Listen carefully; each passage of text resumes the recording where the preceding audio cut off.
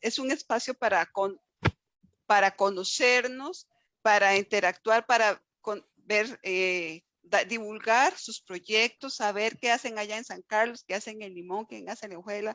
Es decir, esa parte de integración de todas las personas que han realizado investigaciones en el campo social y cultural. Entonces estamos realmente muy motivados por esta oportunidad de conocerlos, y por supuesto le damos la bienvenida a Jorge, que nos va a dar unas palabras de bienvenida a este evento que es pequeño, corto en cuanto a horas, pero realmente creo que sí va a ser de sumo provecho para todos nosotros. Muchas gracias, don Jorge, por acompañarnos. No, gracias a ustedes por invitarme, de verdad. No sé si me escuchan bien. Perfecto. Perfecto. No, lo primero que decirles, que quiero decirles es que, Tania, muchas gracias por invitarme a darles unas palabras de bienvenida a este importante encuentro que, como dice Tania, que aunque no sea muy largo, pues viendo el programa se ve que va a ser muy productivo, definitivamente. Y principalmente porque avanza en lo que ustedes plantearon como plan de trabajo, ¿verdad? Que eso es muy, muy importante. Decirles que acá desde la VIE, pues desde que se empezó con las gestiones de crear este programa, pues tenemos una expectativa muy alta por la calidad del personal que lo integra, por el compromiso y por la producción que han mostrado históricamente. Para nadie es un secreto, ¿verdad? Que este grupo ha sido muy productivo. Y las estadísticas de las universidades así lo demuestran también. Vieran qué curioso. Ustedes entenderán que como persona responsable de planificar, ¿verdad? De planear, organizar, dirigir, motivar la investigación y la extensión en el TEC, yo me tengo que andar fijando en esas cosas. Y usualmente la producción académica en las universidades, en la parte sociocultural y educativa, tradicionalmente ha sido muy buena, ¿verdad? De ahí el gran interés de nosotros por apoyarlos y en lo que podamos, ¿verdad? Para que ustedes se puedan conformar y decirles que por lo menos para mí es un gusto poder darle apoyo a un grupo tan comprometido como este. Y si fuera un grupo de otra área también les daría apoyo, porque de eso se trata, ¿verdad? Nosotros nos llevamos desde el 2003 hasta el 2007 la comunidad institucional definiendo el modelo académico y definimos en el modelo académico, ¿verdad? Que todo lo que tiene que ver con extensión y posteriormente con la transferencia de ese conocimiento era el eje del modelo. Y de ahí el interés de la VIE de apoyar esto, ¿verdad? Y bueno, como les decía, muy agradecido que me hayan permitido un espacio, ¿verdad? Vi el programa y está como para quedarse los 2 días trabajando con ustedes. Está muy bonito, de verdad. Yo les deseo el mayor éxito en estos 2 días de trabajo que tienen y decirles que por lo menos mientras estemos por acá en la gestión, pues contarán con el apoyo de la VIE, ¿verdad? Para que se puedan seguir consolidando, porque es de interés institucional que estos grupos que ya están muy consolidados, pues sigan creciendo.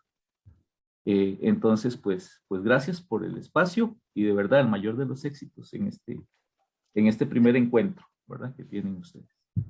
Muchas gracias, don Jorge. Y más bien aprovecho para externar el apoyo que nos ha dado la VIE este año. Bueno, estamos de verdad, ya se consolidó el equipo de investigación precisamente porque el Consejo de Investigación y Extensión dio el aval, aprobó nuestro programa y estamos precisamente muy agradecidos por el apoyo que nos ha dado este año para concretar el sueño de tener nuestro programa integrado por 9 escuelas. Muchas gracias, don Jorge. Sí, muchas gracias y que tengan un lindo día y un provechoso encuentro. Y a Oscar, a Ana, a Dialá, a Evelyn, a Carlos, que son los que estoy viendo por ahí, y a Tania. No veo a los otros, ¿verdad? Pero qué envidia estar con ustedes trabajando por ahí. Que tengan un muy buen día y muchas gracias. Muchas gracias. Bueno, de acuerdo con nuestro programa, tenemos las palabras de don Paulino, pero creo que don Paulino todavía sigue en reunión en Consejo Institucional. No lo veo conectado. Entonces vamos a aprovechar para iniciar con la conferencia del doctor Atahualpa. Don Atahualpa, usted puede conectar su cámara, por favor, para presentarlo. Un gusto, don Atahualpa.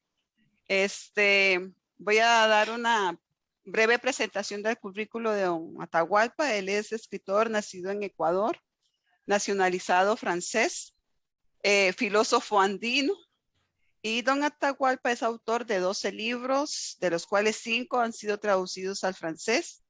De su formación se destaca que es licenciado en Ciencias Sociales y doctor en Jurisprudencia. También tiene un máster en Gestión Ambiental y actualmente es el director de la Escuela de Alteridad de Estudios Superiores de Ecuador y coordinador del Centro de Estudios del Buen Vivir de Ecuador también. Muchas gracias, don Atahualpa, por compartir con nosotros. Realmente estamos muy emocionados de conocer nuevas tendencias en lo que tiene que ver con la investigación sociocultural y educativa, y estamos atentos a su exposición. Muchas gracias.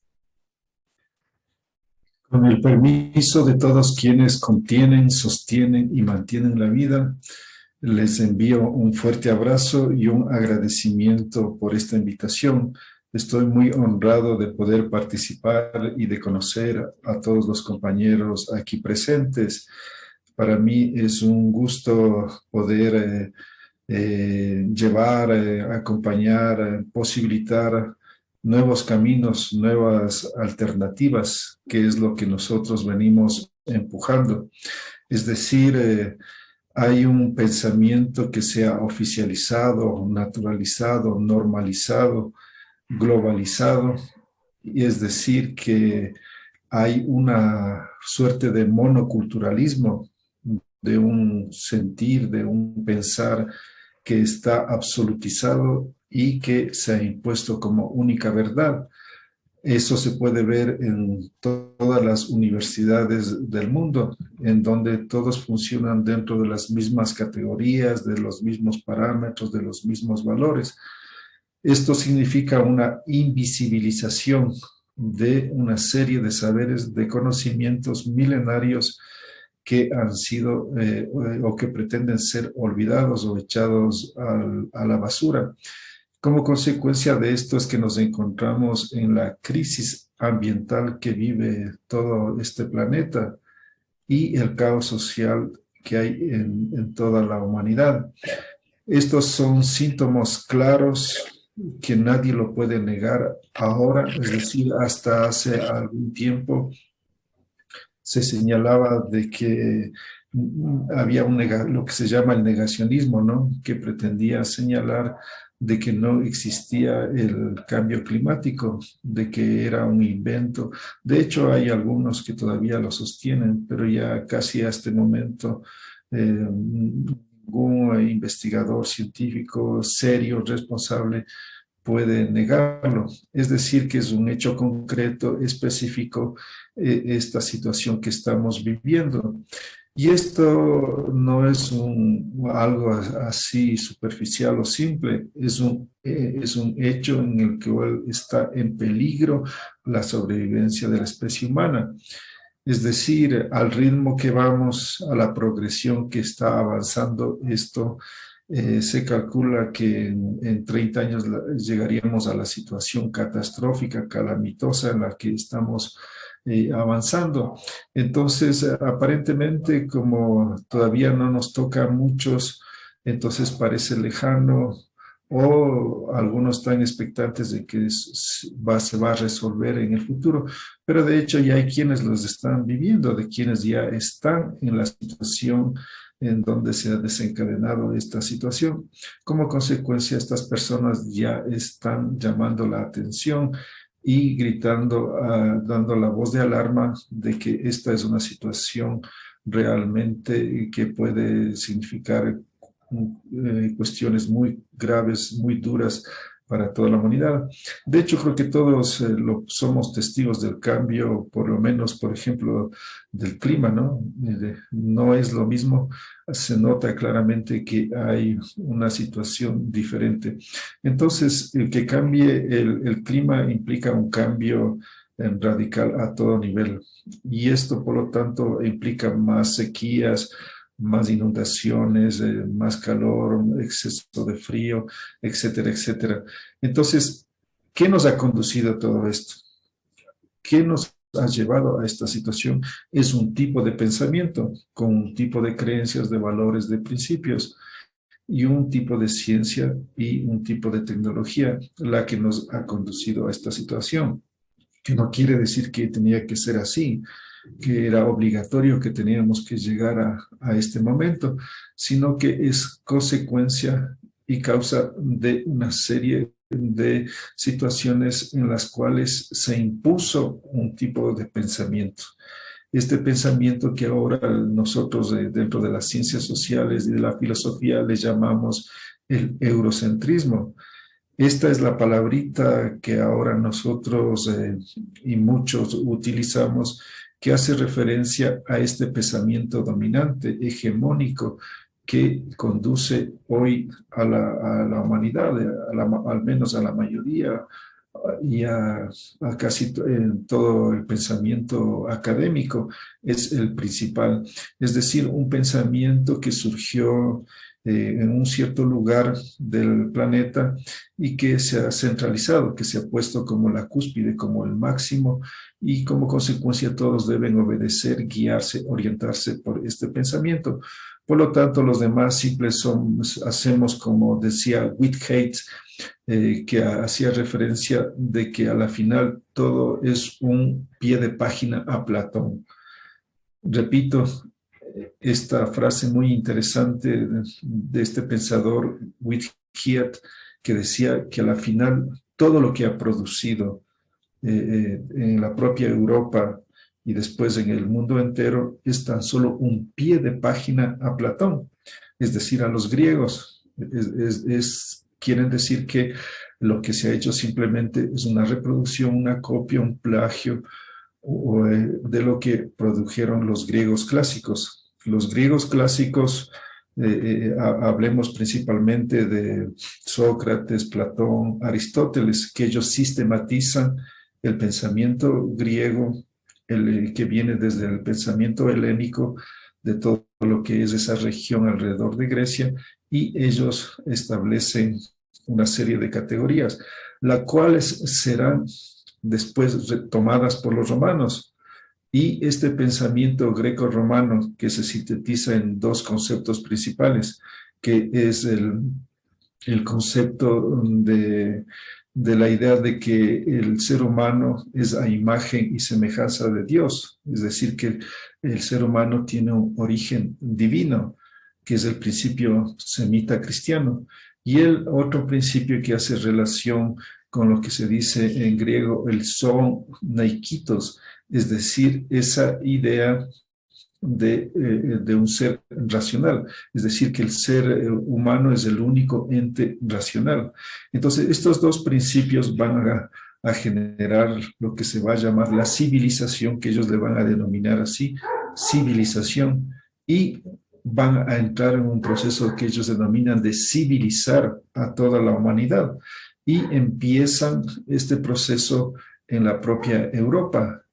Empiezan en la parte sur y se van a extender hasta lo que hoy conocemos como España, como Inglaterra, toda la Gran Bretaña, y también en la parte norte del África y una parte del Asia, lo que conocemos como el Asia Menor. Esos se irán a conformar el gran imperio romano. Entonces, ¿qué es eso? Es un proceso en el cual ellos dicen que van a civilizar a los pueblos salvajes y bárbaros, pues así consideraban los griegos a todos aquellos que no correspondían a estos parámetros, a estos principios, y hablaban de pueblos salvajes y primitivos. Es decir, empiezan en la Europa con esta serie de concepciones, de pensamientos, de criterios, y el cual implicaba de racionalizar, de cristianizar, de evangelizar, de hacer todo este proceso para empezar con los pueblos alrededor de los griegos y los romanos. Entonces, una vez que ellos los europeos, son civilizados, es decir, dicho de otra manera, son domesticados, adoctrinados, dogmatizados en esa serie de creencias de los pensamientos, de los fundamentos, de los griegos clásicos, es que se procede a este proceso que llaman civilización, que hoy le tomamos como una palabra que hace referencia a un estadio superior, a un estadio de mejoramiento, pero que significa en el fondo un estadio de domesticación, de adoctrinamiento.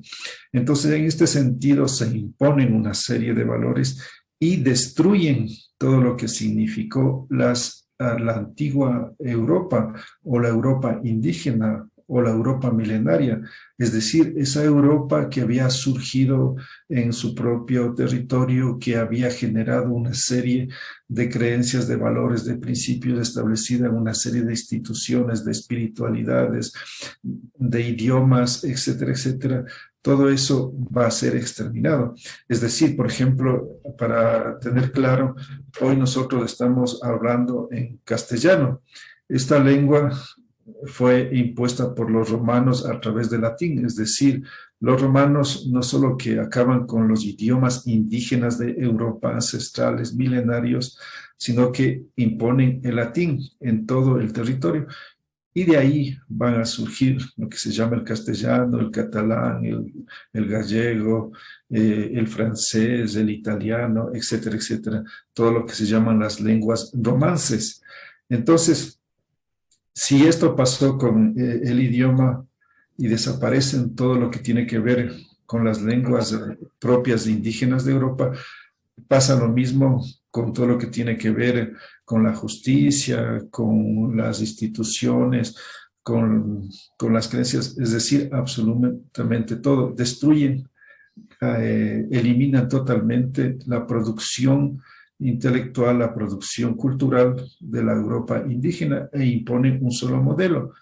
Y después serán ellos, los europeos, cristianizados, civilizados, adoctrinados, en definitiva romanizados o greco-romanizados, los que van a encargarse de hacer en el resto del mundo, hasta lograr la greco-romanización de todo el planeta que hemos llegado actualmente con la llamada globalización, en donde estamos viviendo la etapa clímax cumbre, en donde el planeta funciona dentro de esas categorías. Entonces, por ejemplo, si hablamos del Estado, si hablamos de la democracia, si hablamos de los partidos políticos, son construcciones griegas y eso se impone en el mundo entero. Todos funcionan así dentro de esas mismas variables, de esos mismos parámetros, y se establece la diferencia simplemente en que, por ejemplo, lo que se llama la izquierda, la derecha, en que ellos van a disputarse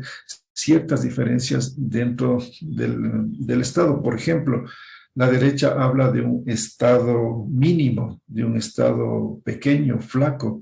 En cambio, la izquierda nos habla de un Estado fuerte, grande, poderoso, es decir, de una visión estatista por un lado de la izquierda y una visión que está más enfocada en darle preeminencia a lo privado o al privatismo. Entonces, esa es la disputa que, por ejemplo, nos mantiene y vivimos actualmente entre esas dos corrientes, entre los estatistas y los privatistas, entre los neoliberales y los que quieren darle centro al Estado. Entonces, es así como nosotros estamos siendo establecidos, determinados por un tipo de pensamiento y de un tipo de instituciones, los cuales nos marcan y nos delimitan y nos establecen un tipo de vida. Ese tipo de vida está delineado, establecido, determinado por estas corrientes de pensamiento. Y como consecuencia estamos viviendo lo que estamos viviendo. En este sentido es que al llegar a este estado de crisis en la que nos encontramos, una crisis en todos los órdenes, un estado de descomposición, porque lo que hemos llegado es a una humanidad que está en un estado calamitoso en varios órdenes. Pero lo principal, lo fundamental, es que jamás en la historia de la humanidad, si bien han habido guerras, han habido conflictos, han habido situaciones complejas, nunca en la historia de la humanidad se ha llegado a un momento en el cual esté en peligro la sobrevivencia de la especie humana. Eso jamás ha pasado por obra de la misma acción de un sistema construido por los seres humanos. Si bien han sucedido cuestiones naturales, han sido propias de esa situación, pero por primera vez estamos en una situación en donde es consecuencia de una acción humana. Pero no es una acción de todos los seres humanos, es una acción de un tipo de humanidad que viene de un tipo de pensamiento y que provoca un tipo de reacción. Entonces, ahí está el asunto, porque a veces se quiere generalizar y decir que la humanidad es la culpable y como consecuencia todos entran en el mismo costal y por ende el ser humano es despreciable porque no puede respetar, no puede convivir y es un destructor por naturaleza. Esa es una concepción que viene desde ese mismo pensamiento. Entonces, lo que nosotros queremos decir es que esas creencias, esos principios no son necesariamente los únicos, los referentes, los mejores, sino que son otros pensamientos. Es un pensamiento entre otros pensamientos. Y ahí es lo que surge lo que nosotros llamamos la alteridad. ¿Qué es la alteridad?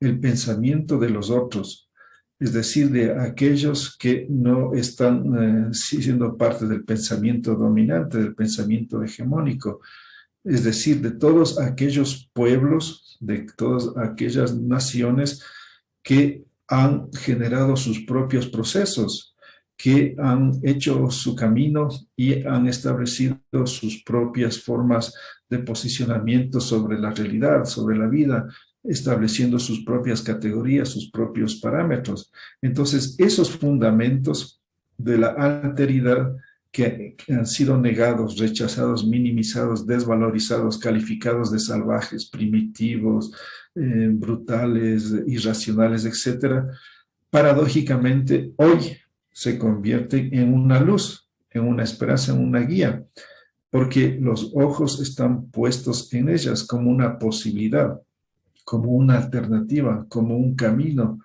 para poder salir de esta situación. Es decir, los llamados salvajes, los que han vivido en el continuo de la naturaleza, que han sabido guardar respeto y consecuencia con las leyes de la naturaleza, es decir, que han vivido dentro de esos fundamentos, que han sabido guiarse y orientarse por lo determinado por la vida, es decir, por la naturaleza. Hay una forma bajo la cual funciona este mundo, este cosmos, está regido por una serie de principios, de reglas, de normas, y lo que han hecho los pueblos mal llamados salvajes es sincronizarse, estar en simbiosis, estar en compaginación con todas esas formas y reproducirlos a escala humana, bajar todo eso a una forma humana y como consecuencia estar en esa simetría. Y a eso es lo que se ha calificado como salvajismo. Y por el contrario, todos aquellos que han roto con la naturaleza se los califica de salvajes. Recordemos que Platón fue el primero que declaró la inferioridad de la naturaleza, el que se separó de la naturaleza y encima la declaró como inferior, es decir, que el ser humano estaba en un estadio superior. Y como consecuencia viene todo lo que se ha construido durante estos más de 2500 años desde Platón, en donde todos los pensadores simplemente han reproducido, han continuado con este planteamiento y hasta llegar a la ilustración, al tope máximo en cuando ya ellos establecen la necesidad de que había que dominar a la naturaleza hasta sacarle todos sus secretos, como decía Kant. Entonces, hemos llegado a ese extremo, a ese límite, y como consecuencia estamos en la situación que nos encontramos, y de ahí la necesidad de romper, de terminar, de abrir otras vías, otros canales para poder salir. ¿Y cuáles son esos canales? Esos canales, esos medios, esas vías son justamente que vienen desde la experiencia acumulada de la humanidad. es decir, de procesos milenarios, de que hay toda una construcción que ha vivido la humanidad y que todavía se mantiene, que a pesar del intento de la globalización, de la occidentalización y del eurocentrismo, no han logrado exterminar y siguen latentes. Sí, todavía mínimos, todavía resquebrajados, pero ahí están. Y desde ahí emerge la luz, desde ahí viene este despertar. Entonces, estas son las vías alternas que hemos llamado. Esta vía que parte desde otros principios y fundamentos para poder enfrentar toda esta situación. ¿Qué significa todo esto?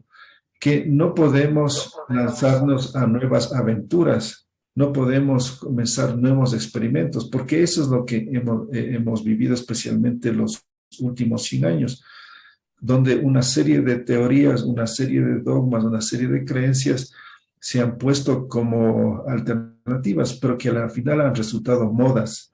Una moda que ha tenido vigencia un tiempo, que ha logrado cierto interés por un momento, pero que después ha desaparecido. Entonces, estas modas, especialmente provenientes desde lo que se llama la izquierda, que son los que han querido innovar, que han querido presentar nuevas propuestas, pero que a la final han terminado en un fracaso. Y ese fracaso viene porque siguen los mismos parámetros eurocéntricos occidentales, siguen orientados dentro de las mismas raíces originarias.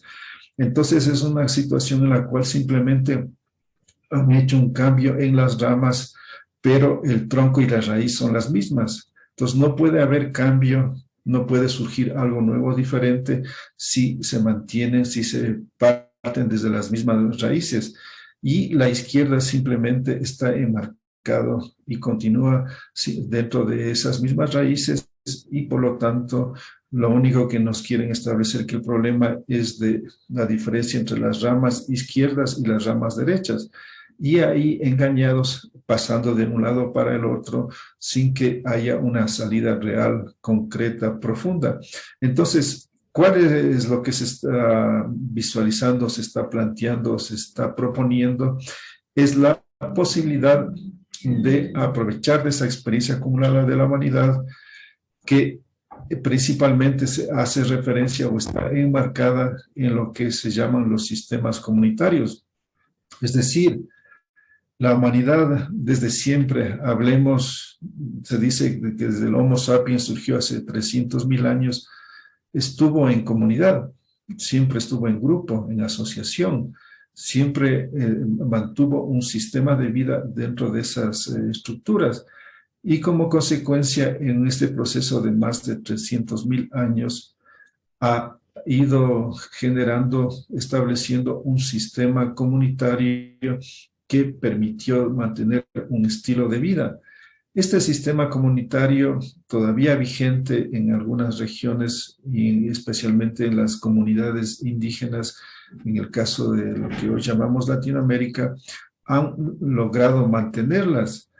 Y estos sirven hoy de ejemplo, de referentes. ¿Y por qué nos tenemos que basarnos, podemos basarnos, por qué rescatar, revalorizar este sistema comunitario? Pues cuando llegan los invasores españoles, ellos se encuentran con un sistema altamente productivo que generaba mucha riqueza. Ningún cronista que llegó acá dijo que encontraron pobreza, miseria, gente que esté en las calles o cosas por el estilo. Todo lo contrario, encontraron grandes riquezas. Es más, se la fueron llevando. Si no hubiera habido, ¿qué se hubieran ido llevando? Había todo un sistema que permitía la generación en todos los niveles de gran producción. Y eso permitió, por otro lado, el renacimiento de Europa. Pues Europa se encontraba en una crisis de más de 1000 años que se llama la Edad Media, o como ellos llaman la edad oscurantista, en donde vivieron una etapa terrible a través de la Inquisición y todo lo que es el proceso europeo. Entonces, como consecuencia, había una situación de mucha pobreza, de gran delincuencia, de grandes enfermedades, que son los síntomas de unas sociedades desiguales, de unas sociedades en descomposición. Entonces, gracias a las riquezas de América, es que se produjo el renacimiento europeo, porque si no, ¿con qué recursos iban a lograrlo?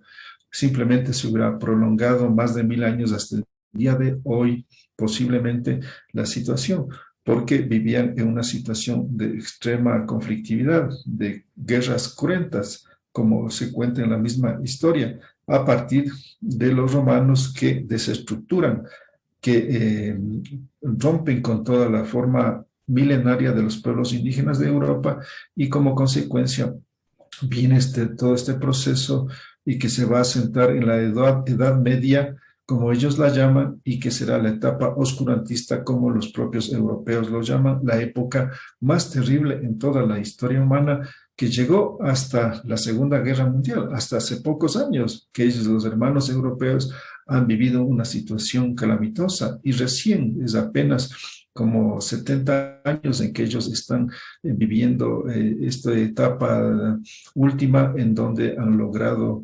un nivel, un esplendor a nivel económico, ¿no?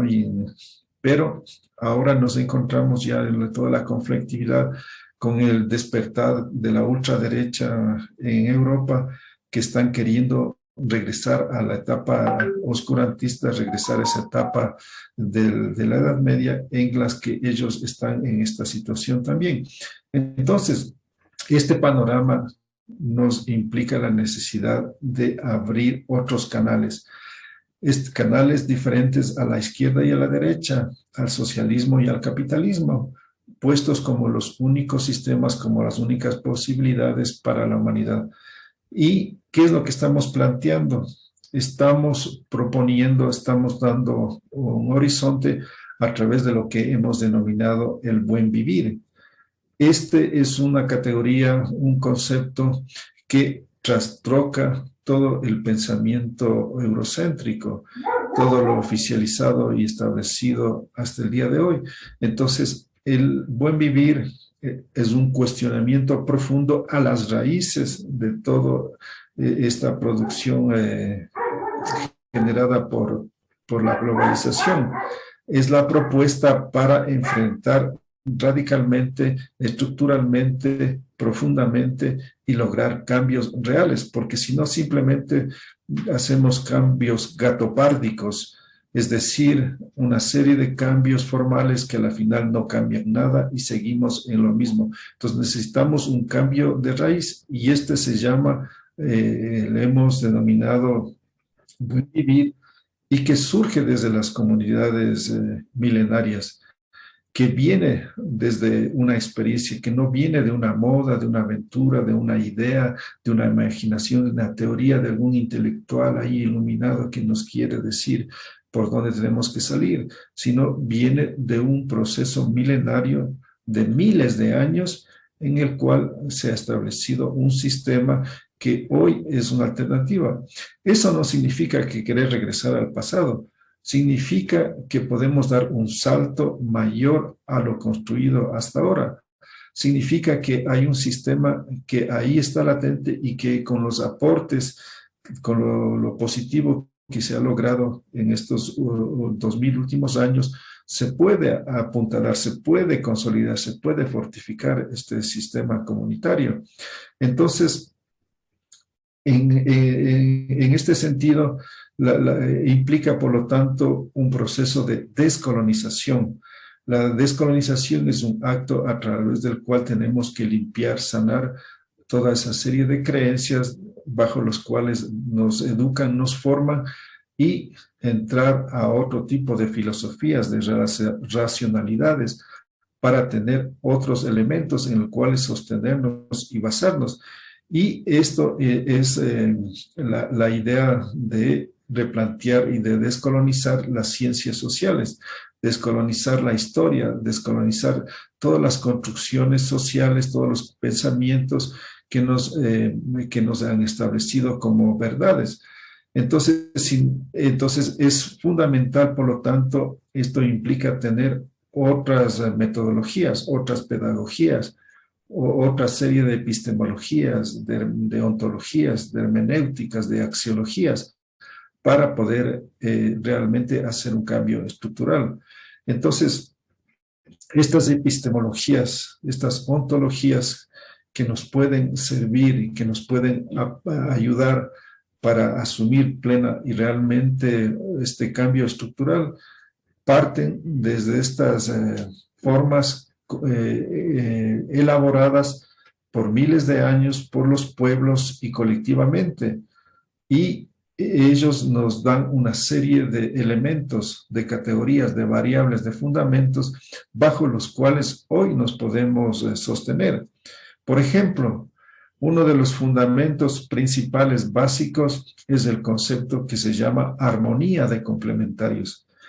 Esto tiene que ver con la noción, con la idea, con el concepto de que la vida funciona por la armonía, por ejemplo, entre el agua y el fuego, entre el día y la noche, entre el hombre y la mujer. Es decir, en la vida siempre hay dos fuerzas principales y entre esas dos fuerzas no son antagónicas, sino que son complementarias, que se necesitan, que se apoyan. Y por lo tanto esto contradice al principio eurocéntrico de lucha de contrarios, que es el parámetro, el fundamento bajo el cual se establece todo lo que es el principio occidental, que se traduce, por ejemplo, cuando hablan, por ejemplo, de la ley de la competencia. ¿Qué es la ley de la competencia cuando hablan del mercado? Esta idea de que se deben entrar en fuerzas de competición, las fuerzas del mercado, para lograr mejores productos o para abaratar los productos, etcétera, etcétera. Es decir, este concepto de competencia del mercado que nos ha llevado al consumismo y que nos ha llevado al extractivismo, que nos ha llevado a la depredación de la naturaleza, se basa en este principio de lucha de contrarios, que le llaman competencia, o desde la izquierda que le llaman lucha de clases. Ese es el fundamento, el accionar, el dogma que guía, orienta a la construcción de este sistema. Entonces, así en palabras sencillas, concretas y específicas, es el punto central bajo el cual se opone o se identifica al paradigma de armonía de complementarios como el fundamento que debe guiar todo. Esto implica, por lo tanto, que un cambio en la economía, un cambio en la educación, un cambio en la familia, un cambio en la sexualidad, todo porque se trastoca completamente la concepción. Por ejemplo, hemos vivido en una visión patriarcal y machista bajo la cual el hombre tenía superioridad sobre la mujer. Entonces, esto partía del concepto de la idea de que los hombres estaban en una condición racional y las mujeres en una condición simplemente sensitiva, perceptiva, sensible, afectiva, que no tenían la condición intelectual, racional. Eso se lo ha mantenido desde los griegos clásicos hasta hace poco.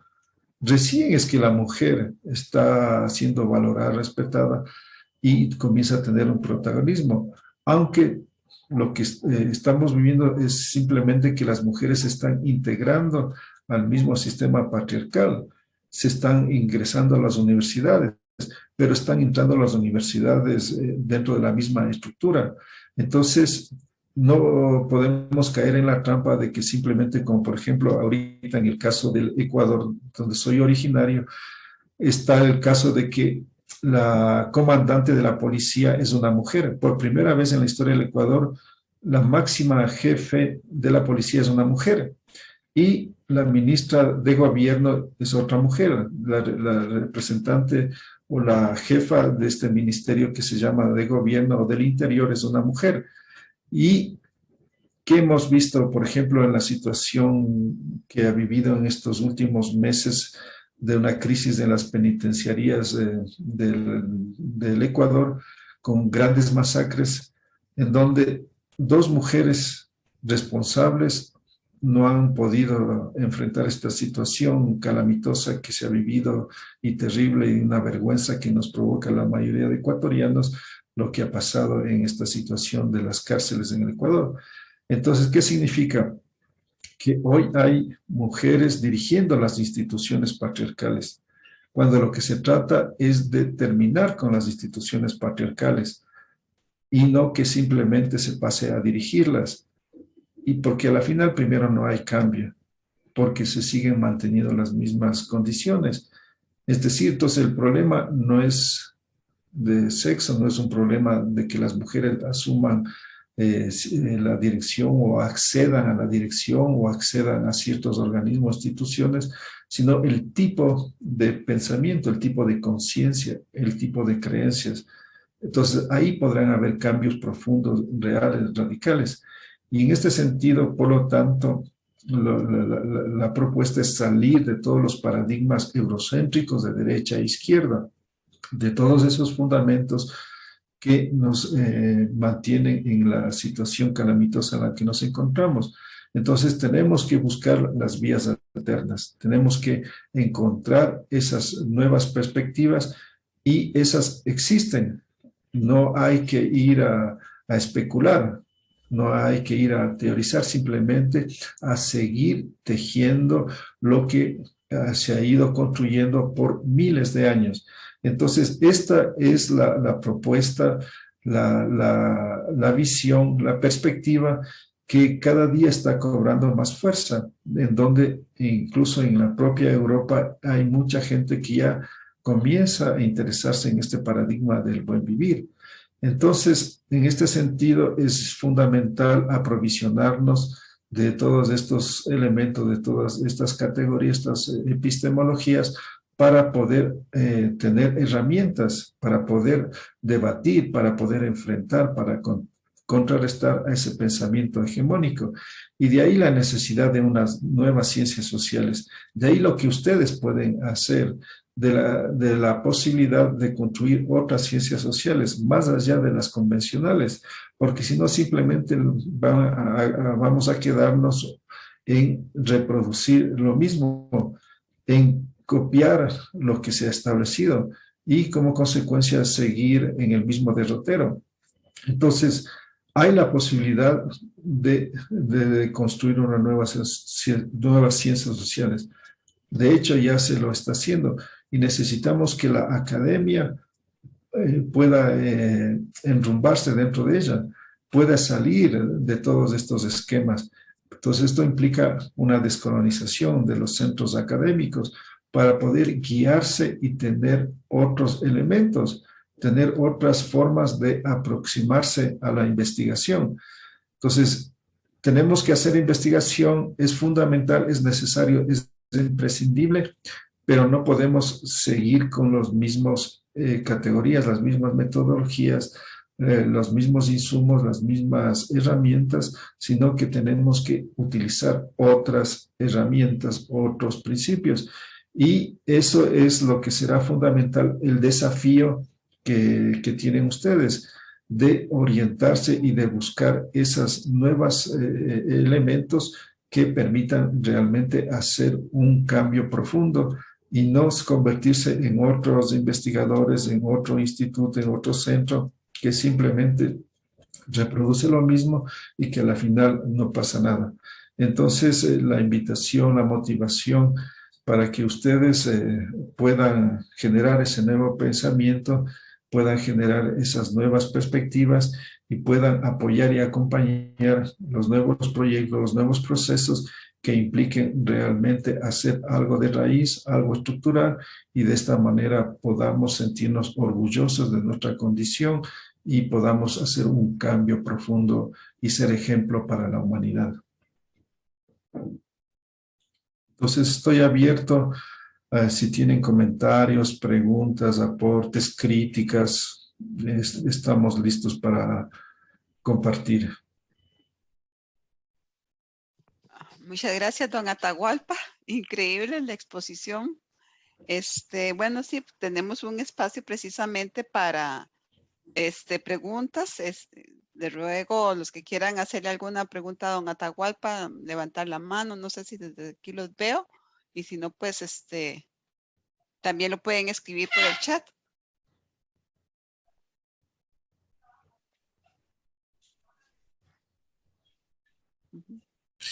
Hay una pregunta en el chat, voy a leer, dice, ¿nos puede comentar cómo se entiende a la tecnología y su relación con las personas desde el paradigma del buen vivir? Todos los pueblos en el mundo históricamente han desarrollado sus propias tecnologías. No es que la tecnología es un invento moderno. Si pensamos, por ejemplo, en las pirámides mayas, son grandes obras de infraestructura, obras de ingeniería, de arquitectura. Si hoy un arquitecto, un ingeniero quisiera hacer una de esas pirámides, tendría que hacer cálculo estructural, tiene que hacer una serie de planos y toda una serie de elementos para poder construir un tipo de esas pirámides. ¿Esto qué quiere decir? Que los mayas no hicieron simplemente porque se les ocurrió o así porque sí, sino que tenían un estudio, una estructuración, una fundamentación que cada vez se los va descubriendo, de que ellos manejaban matemática, de que ellos manejaban incluso trigonometría a esos niveles. Entonces ya hay investigaciones que van estableciendo de que ellos tenían una serie de conocimientos de ciencias y de tecnologías para poder hacer esas obras de esa gran envergadura que no se encuentran en Europa. ¿Dónde en Europa hay algo similar a lo que han construido los mayas? No existe. Miren ustedes, les pongo otro ejemplo. Los mayas fueron los primeros de las culturas en el mundo y de las pocas que encontraron el concepto del cero. Cuando se descubrió el cero, se cambió totalmente el concepto de las matemáticas porque permitió contabilizar y determinar todos los procesos en positivo y en negativo. Solamente a través del descubrimiento del cero se cambió radicalmente la historia de la humanidad, que también lo han hecho otros pueblos en otras partes de este planeta. Otro ejemplo, los incas. Ellos llegaron al nivel de hacer operaciones craneales. Está comprobado que ellos hacían estos procesos a través de los cuales, por ejemplo, abrían el cráneo para hacer operaciones. ¿Y qué implica? Si hoy alguien quiere hacer una operación craneal, necesita antibióticos, antiinflamatorios, etcétera, etcétera, porque si no, ¿cómo va a soportar alguien una operación craneal? Entonces, ¿qué significa eso? Que los incas manejaban muy bien primero de anatomía.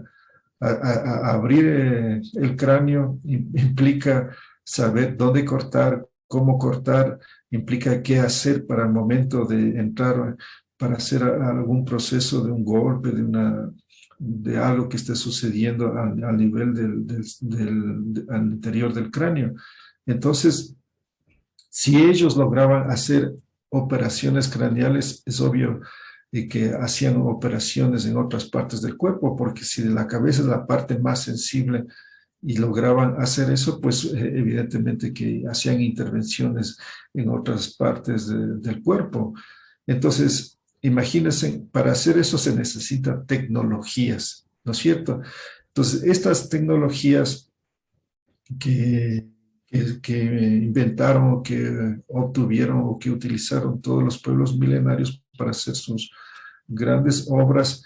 En el caso de los pueblos milenarios, eran tecnologías que estaban en relación o acordes con los principios, leyes de la naturaleza o de la madre tierra.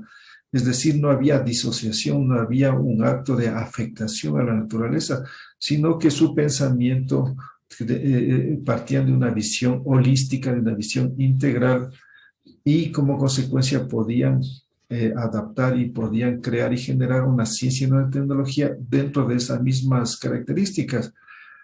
Repito, si estos pueblos tenían una visión cósmica, una visión integral, implica que no tenían una visión reduccionista, como es la que hoy se tiene. Porque en este proceso de reduccionismo, de especialización, de separación, de fragmentación, hemos llegado a un nivel en el cual ya no hay un ser cósmico, sino un ser que yo le llamo un ser miope, un ser anoréxico, que tiene una visión, una posición, una actitud, una forma de vida de ese tipo. Entonces ya no es un ser humano que estaba ligado a toda la existencia, que tenía una visión, una actitud, una profundidad al estar enlazado con todo lo existente, sino que hemos llegado a un ser que, repito, miope, este ser humano estrecho, que no puede mirar en totalidad, sino que está enmarcado centralmente, dentro de ciertos parámetros de una visualización muy pequeña. Entonces, estas tecnologías, esta ciencia de esta construcción, de este pensamiento miope, anoréxico, nos ha conducido a esta situación. En este sentido necesitamos, por lo tanto, otra ciencia, otra tecnología. Y esas ya fueron determinadas, fueron establecidas por los pueblos milenarios. Y lo que podemos hacer es recuperar, retomar, para seguir tejiendo, para seguir dándole un nuevo nivel. Y en este sentido es que necesitamos, por lo tanto, el principio es unas ciencias y unas tecnologías que estén acordes con las formas de la vida, es decir, de la naturaleza, y estas encuentren, por lo tanto, una armonía, un equilibrio. Esos son los principios, esas son las palabras fundamentales en este tiempo: armonía y equilibrio.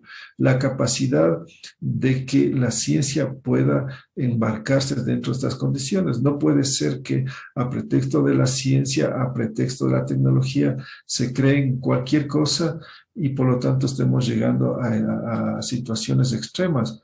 Tiene que haber una forma, un sistema, una creación, una producción que implique generar formas armónicas. Por ejemplo, para que quede más claro, hasta antes de la producción de agroquímicos había una producción agroecológica que se llama ahora, o una producción respetuosa de la madre tierra, y por lo tanto se generaban productos sanos, productivos, vitamínicos, etcétera, etcétera. ¿Y hoy qué tenemos? ¿Qué clase de alimentación tenemos? Llena de químicos y con todo lo que está alrededor de todo ello. Entonces, por lo tanto, hay una tecnología desarrollada por miles de años que se la está perdiendo y que hay la necesidad de recuperar esas tecnologías y como consecuencia tengamos una nueva alimentación, otra alimentación más nutritiva, más rica, etcétera, etcétera. Entonces, miren ustedes cómo ahí esos serían los caminos, los alternativas, los medios para salir de toda esta situación. Don Atahualpa, hay dos preguntas más en el chat y después tenemos la mano levantada de un compañero. Si gusta, tendremos esta otra consulta que hace la compañera Patricia López. ¿Lo puede leer? Ya, Leo dice: sobre un cambio de epistemologías, ontologías y metodologías, ¿cómo específicamente se sugiere sea ese camino? ¿Cómo debe concebirse la realidad? ¿Cómo debe concebirse la creación del conocimiento? ¿Cómo deben trabajarse los procesos de recolección, análisis e interpretación de datos? Agradezco ejemplos puntuales y contextualizados a nuestras prácticas académico-profesionales en la extensión e investigación en Costa Rica. Bueno, y venía contestando ya y poniendo el ejemplo a nivel de la agricultura, ¿no es cierto? Ahí establecía eh, que hay un caso concreto dentro de un tipo de producción. Entonces, hay una producción orgánica, agroecológica, respetuosa del medio ambiente y que no utiliza una serie de compuestos, de elementos que afectan a la tierra. Pero eso no es todo. Implica también en un contexto de producción, de generación. Es decir, no podemos quedarnos en un sistema en donde simplemente hay una persona que lo aplica de esa manera, sino que hay que generar un sistema comunitario. Es decir, que haya una creación comunitaria, una participación comunitaria y los beneficios sean comunitarios, porque si no, simplemente nos quedamos en un capitalismo verde, en un capitalismo donde hay cierta participación y que hacen ciertos ejercicios orgánicos, pero que a la final las riquezas quedan concentradas en un grupo privilegiado de personas. Entonces implica un cambio dentro de esas dimensiones, pero además implica un cambio general, es decir, un nuevo estilo de vida, porque no se trata simplemente de comer orgánicamente o de que, bueno, ya produzcan un sector agrícola, ya un sector comunitario produzca, sino que necesitamos cambiar el estilo de vida, es decir, no se trata de consumir y de consumir más, sino de consumir equilibradamente. Y un estilo de vida que implique, por lo tanto, el no caer en esa tentación, en ese deseo, en esa ansiedad, en ese esclavismo de estar comprando y comprando y comprando. Y por lo tanto, ese estilo de vida es un estilo más sencillo, más cuidadoso, más respetuoso, más sencillo, que no nos lleve a esta depredación, porque si no seguimos consumiendo, necesitando cada vez más insumos, más recursos, y seguimos en lo mismo afectando al planeta. Entonces necesitamos, por lo tanto, un proceso de crecimiento. No podemos seguir en el mismo crecimiento, sino hacer un decrecimiento. Por lo tanto, esto de dónde viene, desde otras ontologías, desde otros sentidos de la vida, desde otros propósitos de la vida, porque la pregunta fundamental es ¿para qué estamos en la vida? Si estamos aquí para consumir, para conseguir un título, que eso es lo que nos preparan las universidades. ¿Para qué nos preparan? Para ser obreros, para entrar a ser parte del mercado. Es decir, hay una preparación para generar riqueza, pero no hay una preparación para generar otro tipo de humanidad, para generar otras condiciones de un tipo de sociedad, para establecer otro tipo de forma de vida. Es decir, no se enseña a vivir. Y eso es lo fundamental que debe hacer las ciencias sociales. Por eso es que, por ejemplo, está desapareciendo las carreras de filosofía, de ética y todas esas en las universidades, porque lo único que les interesa son máquinas, son obreros, son gente que vaya a producir en el mercado, a prepararles a quienes vayan a hacer el servicio. Y es por eso que la mayoría de personas hoy no eligen una profesión porque les gusta, sino por el rendimiento. Dicen, con esta profesión voy a lograr insertarme de mejor manera en el mercado, voy a tener más posibilidades de tener trabajo. Es decir, somos una sociedad esclava, una sociedad en la cual ya no se vive no se trabaja para vivir, sino que se vive para trabajar. Eso es lo terrible, que ya hemos entrado en un mundo en donde todo es trabajo y trabajo, y como consecuencia no hay tiempo para pensar, no hay tiempo para vivir, no hay tiempo para la recreación, sino simplemente para producir, producir y consumir y consumir. Ese es el estado en el que nos encontramos.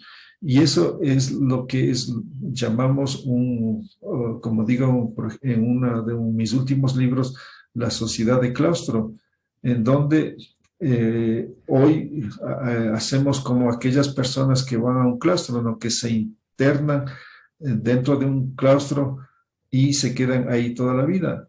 y hoy las personas hacen en otro tipo de actividades. Se quedan enclaustrados, se quedan atrapados, se quedan adictos a muchos elementos. Hoy es grave la adicción a las redes sociales, a la tecnología, etcétera. Entonces, ¿qué implica? Un tipo de personas, un tipo de estilo de vida, un tipo de mentalidad que parten desde ciertos conceptos, categorías y que por lo tanto nos mantienen y nos consolida en esta situación en la cual hemos llegado a ese estado máximo del esclavismo, que es la autoesclavización. Antes el esclavo sabía que era esclavo y quería salir de esta situación. El esclavo moderno no lo sabe que es esclavo, él cree que es libre. ¿Cuál es la libertad? La libertad de elegir entre lo que le ofrece el mercado, entre lo que le impone el mercado. Esa es su máxima libertad. Tiene que vivir lo que le establece el mercado, lo que le dice cómo debe vivir, qué debe comprar, cómo debe divertirse, y simplemente le pone a elegir. Entonces, ese es el esclavo que ya ha perdido todas sus posibilidades de vivir de otra manera, de otras posibilidades, sino que simplemente está atrapado, envuelto en lo que le va estableciendo, determinando qué es lo que tiene que comer, qué es lo que tiene que leer, qué es lo que tiene que vestirse. Y de ahí simplemente este esclavo se pasa toda la vida trabajando para poder satisfacer sus necesidades. De ahí que hemos llegado a los casos extremos en donde hoy se mueren por exceso de trabajo. Es algo que jamás sucedió en la historia humana, de que mueran por exceso de trabajo por voluntad propia. Es decir, antes les obligaban a trabajar 12, 14 horas. Hoy muchas personas, para poder lograr un puesto, para tener prestigio, para lograr tener más recursos, no trabajan 8 horas, trabajan 10, 12, 14 horas. Y hemos llegado a muchos casos de muertes de personas en el mundo especialmente industrializado que mueren por exceso de trabajo, o otros que mueren por problemas de enfermedades laborales, o otros que mueren por cantidad de enfermedades de afectaciones vasculares, cerebrovasculares, del corazón, etcétera. Es decir, las enfermedades han ido aumentando.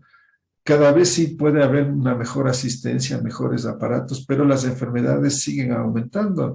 No es que han ido disminuyendo las enfermedades, sino que cada día aparecen más y más enfermedades. Entonces, esos son síntomas de una sociedad en descomposición. No por el hecho de que haya más médicos, haya más camas hospitalarias, la situación implica que estamos en una mejor condición. Por el contrario, mientras más enfermos haya, está estableciendo el tipo de sociedad. Y en este sentido, por lo tanto, necesitamos no simplemente enfrentar las enfermedades con nuevas tecnologías, con nuevas ciencias, sino evitar que surjan más enfermedades. Y esto implica un otro estilo de vida. Y ahí podemos, por lo tanto, evitar que aparezcan nuevas enfermedades y que no necesitemos más médicos, más hospitales, más clínicas, sino que por el contrario disminuya. Ahí estaríamos hablando de una sociedad alta, profunda, en la cual no hay una situación en la cual las enfermedades le estén destruyendo y acabando. Precisamente en ese contexto ese tema de las enfermedades, nuestra compañera Nuria plantea lo siguiente: con el impacto que nos ha causado la pandemia y que seguirá por más tiempo, ¿cómo visualiza usted a mediano y largo plazo el reordenamiento cultural y político de países como el nuestro, con limitaciones económicas y marcada desigualdad? Y comencemos señalando lo que habíamos dicho en un momento de la exposición, de que las enfermedades, por ejemplo, la viruela, el sarampión, el tifus, la peste bubónica, la sífilis, son enfermedades que no existieron en nuestro continente hasta antes de la época precolombina. Son enfermedades que surgieron en Europa y Asia, porque, como hemos explicado, había un nivel de descomposición de desestructuración que generó mucha delincuencia, mucha pobreza y por ende muchas enfermedades. Entonces, las grandes pandemias que si ustedes leen, investigan en la historia, se desarrollaron en Europa principalmente. Ahí es donde cobraron la vida de millones de hermanos europeos. Entonces, estas pandemias que vivieron los europeos, las trajeron en la época de la invasión. Llegaron acá especialmente la viruela, que acabó con millones de personas.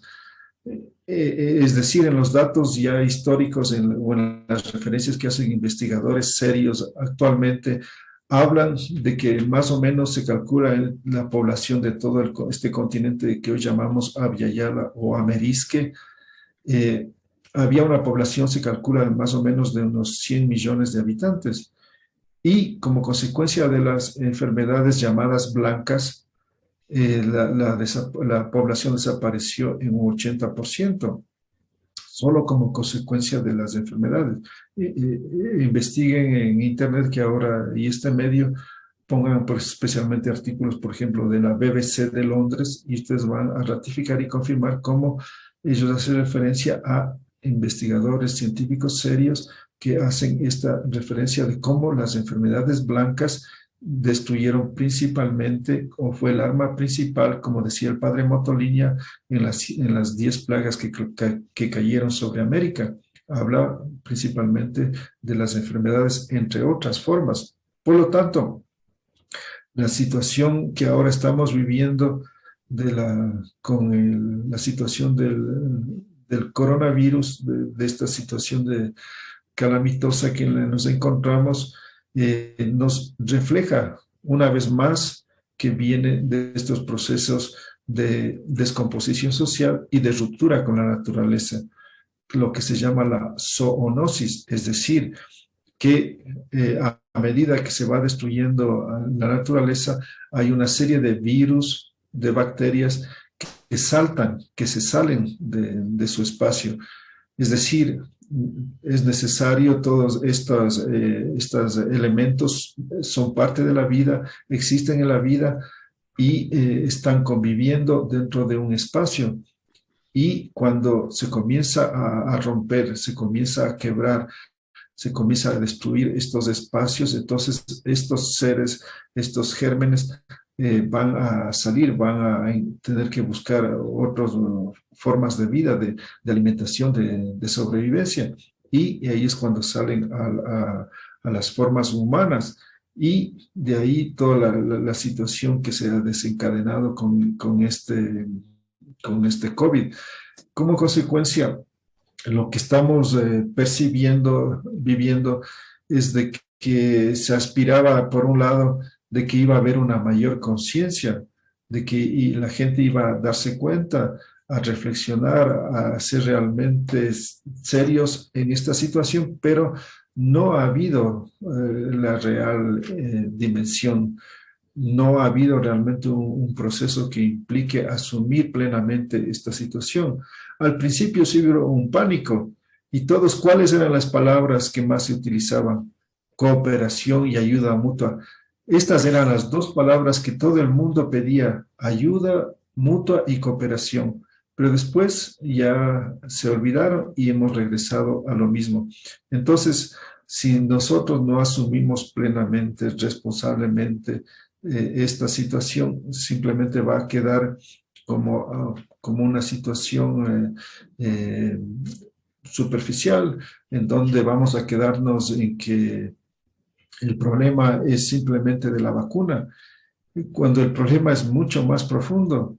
No es simplemente de que ya todos vacunados ya se resuelve el problema. Primero, además, que si estuvieran todos el mundo vacunado, el virus se va a mantener, va a existir, y por lo tanto va a continuar la situación.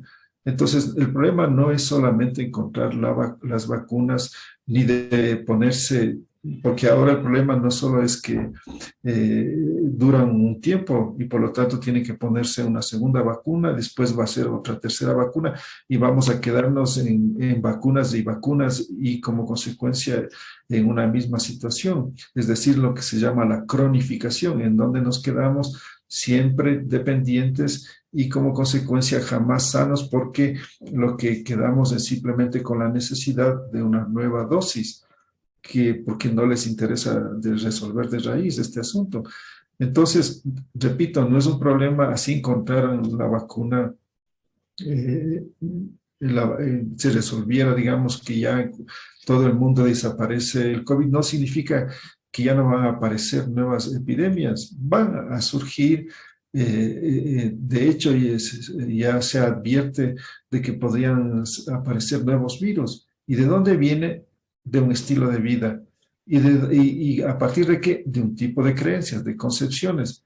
Entonces, si no hacemos todo ese proceso integral de transformación, entonces simplemente nos seguimos dando la vuelta en lo mismo y nos seguimos dando con la misma piedra y no aprendemos y nos seguimos cayendo y una otra vez y como consecuencia seguimos en la misma situación.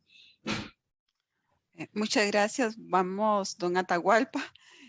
Vamos a cerrar esta parte ya de preguntas con Andrei, que tiene una consulta en estos momentos. ¿Lo escuchamos, Andrei?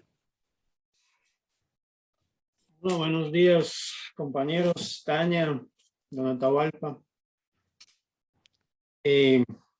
Bueno, primeramente quisiera agradecerle, ¿verdad?, por su visión, que por supuesto es polémica.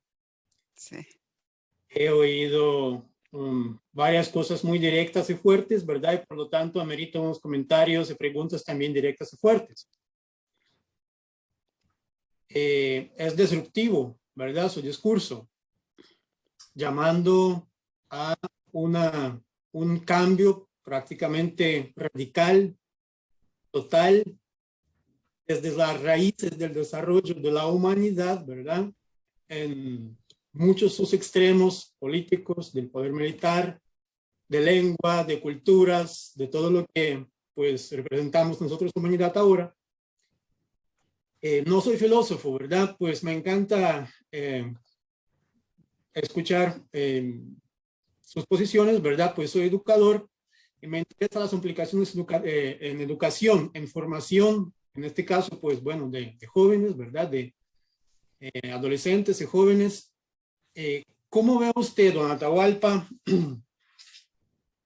esa situación a la que usted nos llama la atención, ¿verdad? Y pues tengo entendido, ¿verdad?, que la solución sería una disrupción, digamos, es un paro en el desarrollo actual de la humanidad, un repensar completo y una búsqueda de un nuevo camino, acorde con la naturaleza, acorde con respeto de absolutamente todas las minorías, todas las diversidades, ¿verdad?, que hay sobre la faz de la tierra, entre otras cosas. Entonces, considerando que está bien o mal, ¿verdad?, tenemos cierta situación, digamos, de un equilibrio muy frágil. Eso es cierto. Muy frágil, muy guindado sobre el pelito, ¿verdad? Pero es un equilibrio que no estamos caídos todavía en desgracia completa la humanidad, ¿verdad? El planeta. Con ciertos dominios, poderes, ¿verdad? Pues repito, militares, filosóficos, históricos, económicos, culturales sobre la faz de la Tierra. Eso lo mantiene en el equilibrio. Si empecemos con ese proceso de disrupción, de esa modificación, y nosotros como educadores deberíamos tener, digamos, como unas pautas en esto, ¿verdad?, por donde tenemos que agarrar. ¿Qué consecuencias ve usted para este equilibrio? ¿No sería eso más bien una situación peor a donde nos llevaría de lo que estamos ahora? ¿O hay algunos caminos ya pensados como podríamos, digamos, encarrilarlos paulatinamente sin causar caídas, ¿verdad? Pues choques, guerras, enfrentamientos sociales entre diferentes grupos? ¿Cómo ve usted esa situación? ¿Es posible ese cambio que usted nos pinta? Lo veo bastante negruzco, honestamente, ¿verdad? ¿O hay una luz adelante, ¿verdad? Y hay una promesa de un futuro que podemos alcanzar sin, digamos, que nos matamos unos a otros? Muchas gracias, André, por la pregunta, los comentarios. Y muy interesante e importante la pregunta, que es fundamental y que vale la pena remarcar y ampliar. Primero, decir que efectivamente nuestros planteamientos trastrocan, modifican, alteran todo lo estatuido, lo establecido. Encontramos siempre, porque hacemos todo un quiebre, un giro al pensamiento establecido, normalizado, determinado, dominante, pues justamente salimos con otro tipo de principios que modifican o cuestionan o critican profundamente lo establecido. Y de eso se trata, porque si no, simplemente nos seguimos engañando. Ya vemos en lo que ha pasado hace pocos días en la última COP en Glasgow, en Inglaterra, en donde a la final todos quedaron dándose la vuelta en lo mismo y haciendo cantidad de promesas, de cantidad de expectativas, pero que en el fondo no pasa nada. Y eso se ha denunciado por muchos grupos y personas que han estado y que han podido observar que a la final simplemente es un saludo a la bandera, es quedarse en promesas y en bonitas palabras, pero en el fondo no hacer nada profundo, real, práctico, concreto. Y de eso es lo que se trata, justamente de no caer en nuevas novelerías, en nuevas ilusiones, sino pasar a cuestiones prácticas y concretas. Entonces, ejemplos, voy a dar ejemplos para ver que sí es posible y que ya se está haciendo y que como consecuencia ellos están realmente ya viviendo el nuevo mundo. No están teorizando, no están especulando, no están imaginando, sino que ya están concreta, práctica, directamente generando un nuevo mundo. Me refiero a dos tipos concretos. Al uno que tiene que ver con el fortalecimiento de las comunidades milenarias y el otro lado con el surgimiento de nuevas comunidades o de proyectos que se llaman de ecoaldeas. Es decir, hay el caso, por ejemplo, de los zapatistas en México, que ellos han decidido dentro de su territorio vivir dentro de sus formas milenarias, ancestrales, basadas en sus principios y categorías.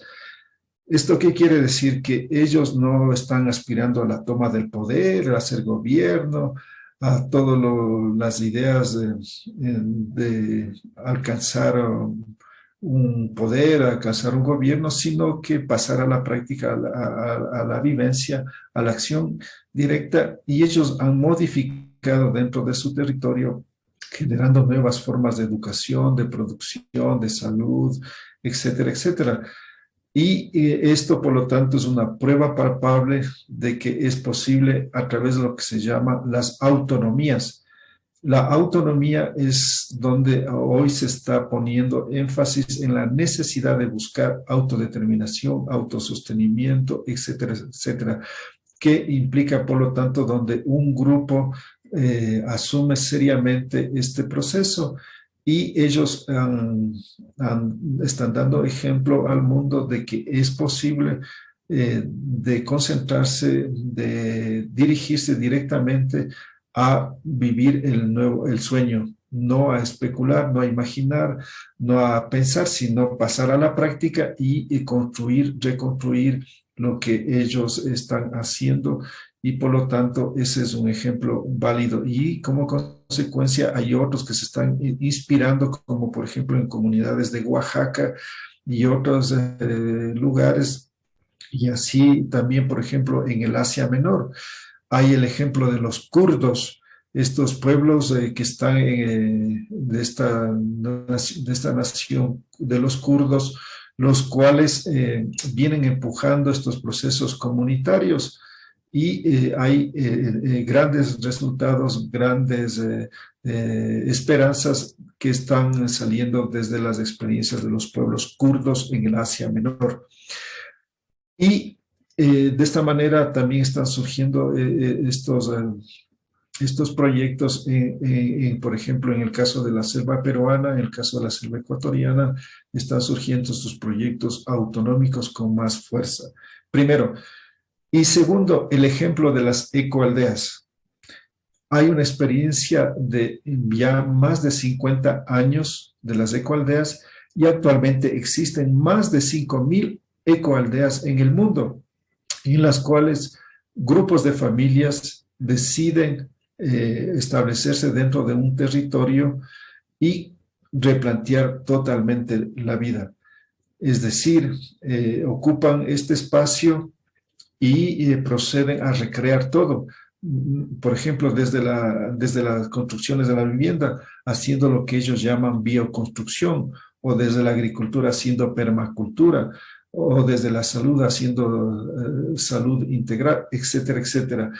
Como consecuencia, ellos no están hablando, no están empujando la idea del hombre nuevo, de la nueva sociedad, no, ellos ya están viviendo, ellos están experimentando y hay, como repito, una experiencia de 50 años que ya es un proceso importante en donde han ido resolviendo una serie de situaciones y hoy presentan como caminos. Hoy ellos, hay una red de ecoaldeas en la cuales ellos enseñan, guían, orientan para que puedan ser más fáciles los procesos de creación de las ecoaldeas y no haya los tropiezos como los que vivieron ellos cuando recién se lanzaron a hacer estos proyectos.